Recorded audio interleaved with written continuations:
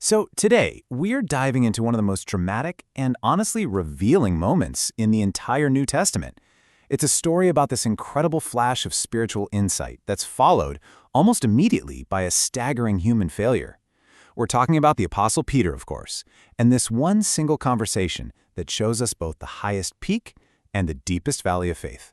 All right, let's get into it. Okay, so the whole thing kicks off with this question from Jesus. He turns to his disciples and pretty much asks, "Hey, what's the word on the street? Who do people out there think I am?" Now, this isn't just casual chatter. He's setting the stage for something much, much deeper. And you've got to understand where this conversation is happening. They're in a place called Caesarea Philippi. This area is buzzing with Roman authority. It's got temples to pagan gods. This is not some quiet, isolated retreat. It's a total crossroads of political power and clashing spiritual ideas, which makes Jesus' question about his own identity feel, well, really charged. So the disciples report back with what everyone's saying. Some folks think he's John the Baptist, somehow back from the dead. Others are saying he's a great prophet, like Elijah or Jeremiah. It's clear people recognize he's a monumental figure, a powerful man of God. But with all these guesses, they're still kind of missing the main point of who he really is. And this is where Jesus just pivots. He looks right at his inner circle, his closest friends, and he makes it personal. He says, okay, forget all them. What about you guys? After all this time, walking with me, seeing what I do, who do you say that I am? Suddenly, this general poll becomes this incredibly intense, personal test of faith. And what happens next? Wow. It's the absolute peak of this story. This isn't just an answer from a follower. This is a foundational moment for the entire Christian faith, a moment of pure, divine revelation. And of course, it's Simon Peter, always impulsive, always jumping in, who steps forward. And he just nails it with this incredibly clear, powerful declaration. He doesn't just say prophet or teacher. He makes two huge, distinct claims. You are the Christ, and you are the Son of the living God. Now, to really get how huge this is, we have to talk about that word Christ. It's the Greek version of Messiah. Peter is literally saying, you're him, you're the one, the long-awaited, anointed king that the scriptures have been promising for centuries. This isn't just a fancy title, it's a declaration of a divine mission and absolute authority. Jesus' reaction is immediate. He tells Peter, you are blessed. But then he adds this absolutely critical part. This wasn't Peter's bright idea. This insight didn't come from human logic, from flesh and blood. No, this was a direct download from God the Father. Peter was basically a channel for divine truth. And he doesn't stop there. Building on that moment, Jesus gives him a new name, Peter, which means rock. And then he makes this incredible prophecy.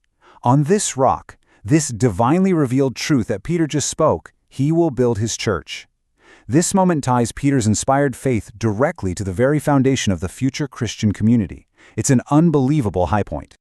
But just as we're sitting there at the summit, the narrative takes this sudden, shocking nosedive. The moment of divine revelation is about to crash head-on into a profound human misunderstanding. The whole conversation is about to flip on its head. So right after this incredible confession, Jesus starts to explain what his mission is really about. And it's not about earthly power or overthrowing Rome. He tells them he has to go to Jerusalem, that he's going to suffer, be killed, and then be resurrected. For them, this was the absolute last thing they expected to hear from the Messiah. And Peter, probably still riding the high of being called the Rock, immediately objects. He actually pulls Jesus aside and starts to rebuke him. From his very human point of view, a suffering, dying Messiah made zero sense. This came from a good place, a place of love and protection, but it was just completely misguided. Jesus' response, well, it's one of the harshest things he says in all the Gospels. The same man he just called blessed and the rock, he now calls Satan. The whiplash is just incredible. He tells Peter he's being a stumbling block because his mind isn't on God's divine plan, it's stuck on human expectations. And this right here, this just lays it all out, doesn't it? It's the core conflict in a nutshell.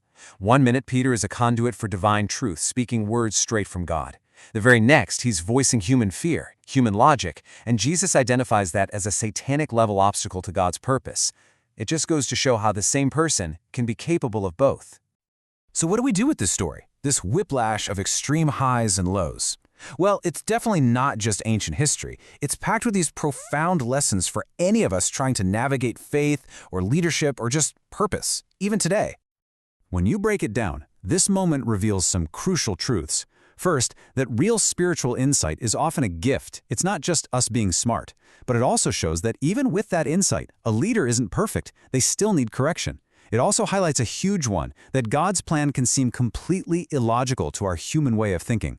And because of that, the core mission has to be protected, sometimes even from our closest friends who mean well. So, when you boil it all down, what Peter's wild ride teaches us is this.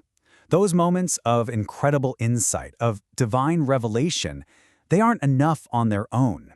They have to be paired with real humility and a willingness to surrender our own plans, our own logic, to a purpose that might just be bigger and, frankly, a lot stranger than we can understand.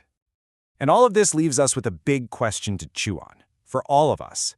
Peter's story forces us to ask ourselves, in our own lives, when some divine purpose seems to be in direct conflict with our own human logic, which one do we follow?